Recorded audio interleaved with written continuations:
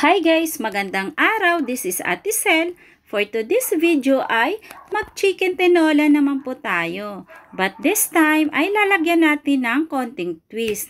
Bali maghahalo tayo dito guys ng sotanghon para maiba naman yung nakasanayan nating chicken tinola. At ito na nga po, nagpainit lang tayo ng mantika.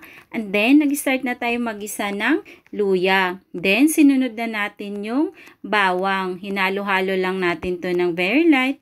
And then, sinunod na natin yung sibuyas. Hinalo-halo lang natin ng very light. And then, sinunod na natin yung karni ng manok. Hinalo-halo lang din nating mabuti. At sinangkutsa nating maigi ito guys, para maalis yung lansa ng manok. Then, tatakpan lang natin ito at hayaang ma-evaporate yung liquid galing sa manok.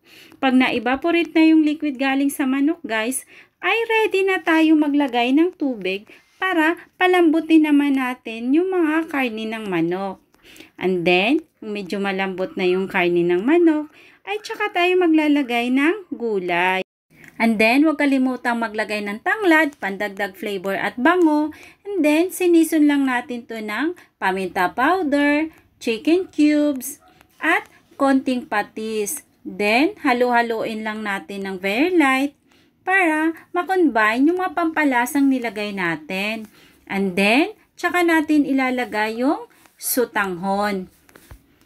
Then, ilagay na natin yung malunggay at siling haba.